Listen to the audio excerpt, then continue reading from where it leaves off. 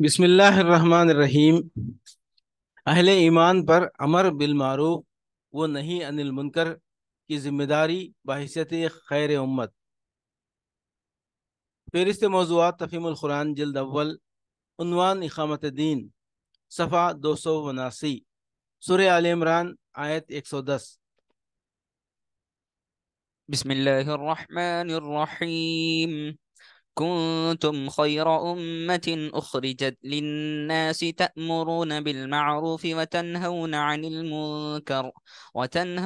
المنكر وتؤمنون بالله ولو ولو كره المشركون. اب دنیا میں وہ بہترین گروہ تم ہو جسے انسانوں کی ہدایت و اصلاح کے لیے میدان میں لایا گیا ہے۔ تم نیکی کا حکم دیتے ہو، بدی سے روکتے ہو اور اللہ پر ایمان رکھتے ہو۔ کنتم خیر امت اخرجت للناس، اب دنیا میں وہ بہترین گروہ تم ہو جسے انسانوں کی ہدایت و اصلاح کے لیے میدان میں لایا گیا ہے۔ یہ وہی مضمون ہے جو سورہ بقرہ کے 17ویں رکوع میں بیان ہو چکا ہے۔ نبی عربی صلی اللہ علیہ وسلم کے متبعین کو بتایا جا رہا ہے کہ دنیا کی امامت اور رہنمائی کے جس منصب پر بنی اسرائیل اپنی نااہلی کے باعث معزول کیے جا چکے ہیں، اس پر اب تم معمور کیے گئے ہو، اس لیے کہ اخلاق و اعمال کے لحاظ سے اب تم دنیا میں سب سے بہتر انسانی گروہ بن گئے ہو، اور تم میں وہ صفات پیدا ہو گئی ہیں جو امامت عادلہ کے لیے ضروری ہیں، یعنی نیکی کو قائم کرنے اور بدی کو مٹانے کا جذبہ و عمل، اور اللہ وحدہ لا شریک کو اعتقاداً و عملاً اپنا الہ اور رب تسلیم کرنا۔ لہٰذا اب یہ کام تمہارے سپرد کیا گیا ہے، اور تمہیں لازم ہے کہ اپنی ذمہ داریوں کو سمجھو اور ان غلطیوں سے بچو جو تمہارے پیش رو کر چکے ہیں۔ یہ امت محمد صلی اللہ علیہ وسلم کی امامت کا اعلان ہے۔ اسی طرح کا اشارہ دونوں طرف ہے، اللہ کی اس رہنمائی کی طرف بھی جس سے محمد صلی اللہ علیہ وسلم کی پیروی قبول کرنے والوں کو سیدھی راہ معلوم ہوئی، اور وہ ترقی کرتے کرتے اس مرتبے پر پہنچے کہ امت وسط قرار دیے گئے، اور تحویل قبلہ کے بھی کہ نادان اسے محض ایک سمت سے دوسری سمت کی طرف پھرنا سمجھ رہے ہیں، حالانکہ دراصل بیت المقدس سے کعبے کی طرف سمت قبلہ کا پھرنا یہ معنی رکھتا ہے کہ اللہ نے بنی اسرائیل کو دنیا کی پیشوائی کے منصب سے باضابطہ معزول کیا اور امت محمدیہ کو اس پر فائز کر دیا۔ امت وسط کا لفظ اس قدر وسیع معنویت اپنے اندر رکھتا ہے کہ کسی دوسرے لفظ سے اس کے ترجمے کا حق ادا نہیں کیا جا سکتا۔ اس سے مراد ایک ایسا اعلیٰ اور اشرف گروہ ہے جو عدل و انصاف اور توسط کی روش پر قائم ہو، جو دنیا کی قوموں کے درمیان صدر کی حیثیت رکھتا ہو، جس کا تعلق سب کے ساتھ یکساں حق اور راستی کا تعلق ہو، اور ناحق اور ناروا تعلق کسی سے نہ ہو۔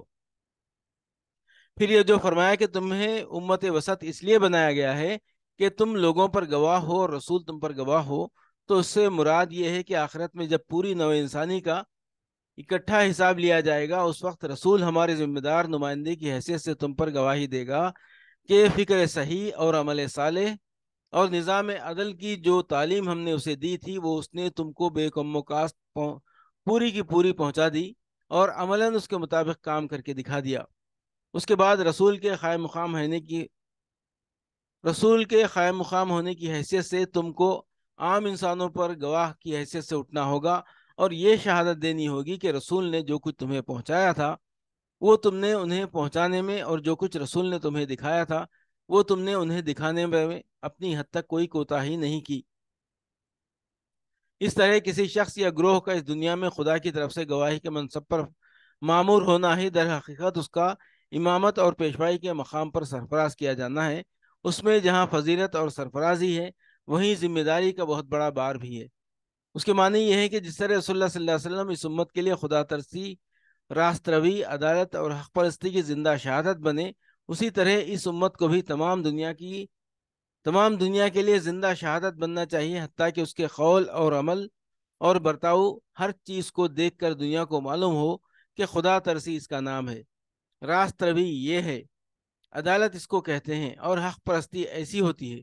پھر اس کے معنی یہ بھی ہیں، جس طرح خدا کی ہدایت ہم تک پہنچانے کے لیے رسول اللہ صلی اللہ علیہ وسلم کی ذمہ داری بڑی سخت تھی، حتیٰ کہ اگر وہ اس میں ذرا سی کوتاہی بھی کرتے تو خدا کے ہاں ماخوذ ہوتے، اسی طرح دنیا کے عام انسانوں تک اس ہدایت کو پہنچانے کی نہایت سخت ذمہ داری ہم پر عائد ہوتی ہے۔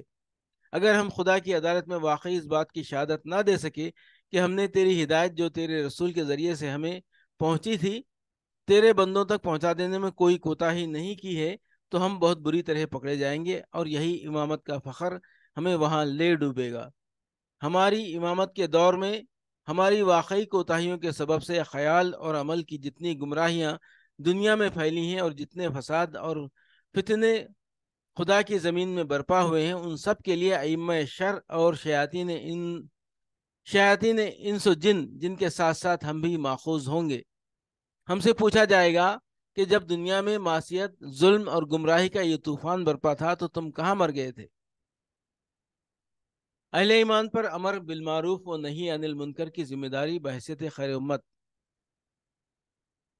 فہرست موضوعات تفہیم القرآن جلد اول، اقامت دین، صفحہ 496، سورہ مائدہ آیت 78-79۔ لعن الذين كفروا من بني إسرائيل على لسان داود وعيسى بن مريم ذلك بما عصوا وكانوا يعتدون كانوا لا يتناهون عن منكر فعلوه لبئس ما كانوا يفعلون۔ بنی اسرائیل میں سے جن لوگوں نے کفر کی راہ اختیار کی ان پر داؤد اور عیسیٰ ابن مریم کی زبان سے لعنت کی گئی، کیونکہ وہ سرکش ہو گئے تھے اور زیادتیاں کرنے لگے تھے۔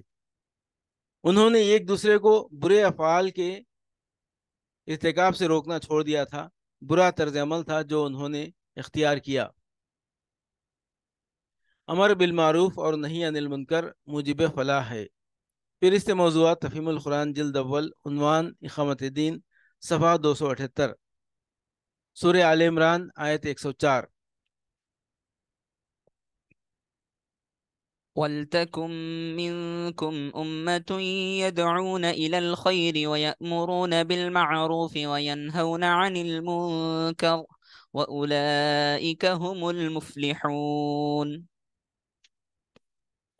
تم میں کچھ لوگ ایسے ضرور ہی رہنے چاہیے جو نیکی کی طرف بلائیں، بھلائی کا حکم دیں اور برائیوں سے روکتے رہیں۔ جو لوگ یہ کام کریں گے وہی فلاح پائیں گے۔ اقامت دین سے متعلق ایک غلط فہمی کا ازالہ۔ فہرست موضوعات تفہیم القرآن جلد اول، عنوان اقامت دین، صفحہ 510، سورہ مائدہ آیت 105۔ يا أيها الذين آمنوا عليكم أنفسكم لا يضركم من ضل إذا اهتديتم إلى الله مرجعكم جميعا فينبئكم بما كنتم تعملون۔ اے لوگو جو ایمان لائے ہو، اپنی فکر کرو، کسی دوسرے کی گمراہی سے تمہارا کچھ نہیں بگڑتا اگر تم خود راہ راست پر ہو۔ اللہ کی طرف تم سب کو پلٹ کر جانا ہے، پھر وہ تمہیں بتا دے گا کہ تم کیا کرتے رہے ہو۔ يا أيها الذين آمنوا عليكم أنفسكم لا يضركم من ضل إذا اهتديتم۔ اے لوگو جو ایمان لائے ہو، اپنی فکر کرو، کسی دوسرے کی گمراہی سے تمہارا کچھ نہیں بگڑتا اگر تم خود راہ راست پر ہو۔ یعنی بجائے اس کے کہ آدمی ہر وقت یہ دیکھتا رہے کہ فلاں کیا کر رہا ہے اور فلاں کے عقیدے میں کیا خرابی ہے اور فلاں کے اعمال میں کیا برائی ہے، اسے یہ دیکھنا چاہیے کہ وہ خود کیا کر رہا ہے۔ اسے فکر اپنے خیالات کی، اپنے اخلاق اور اعمال کی ہونی چاہیے کہ وہ کہیں خراب نہ ہو۔ اگر آدمی خود اللہ کی اطاعت کر رہا ہے، خدا اور بندوں کے جو حقوق اس پر عائد ہوتے ہیں انہیں ادا کر رہا ہے، اور راست روی و راست بازی کی مقتضیات پورے کر رہا ہے، جن میں لازماً امر بالمعروف و نہی عن المنکر بھی شامل ہے، تو یقیناً کسی شخص کی گمراہی و کجروی اس کے لیے نقصان دہ نہیں ہو سکتی۔ اس آیت کا یہ منشا ہرگز نہیں ہے کہ آدمی بس اپنی نجات کی فکر کرے، دوسروں کی اصلاح کی فکر نہ کرے۔ حضرت ابوبکر صدیق رضی اللہ عنہ اس غلط فہمی کی تردید کرتے ہوئے اپنے ایک خطبے میں فرماتے ہیں، لوگوں تم اس آیت کو پڑھتے ہو اور اس کی غلط تعویل کرتے ہو۔ میں نے رسول اللہ صلی اللہ علیہ وسلم کو یہ فرماتے ہوئے سنا ہے کہ جب لوگوں کا حال یہ ہو جائے کہ وہ برائی کو دیکھیں اور اسے بدلنے کی کوشش نہ کریں، ظالم کو ظلم کرتے ہوئے پائیں اور اس کا ہاتھ نہ پکڑیں، تو بعید نہیں کہ اللہ اپنے عذاب میں سب کو لپیٹ لے۔ خدا کی قسم تم کو لازم ہے کہ بھلائی کا حکم دو اور برائی سے روکو، ورنہ اللہ تم پر ایسے لوگوں کو مسلط کر دے گا جو تم میں سب سے بدتر ہوں گے، اور وہ تم کو سخت تکلیفیں پہنچائیں گے۔ پھر تمہارے نیک لوگ خدا سے دعائیں مانگیں گے مگر وہ قبول نہ ہوں گی،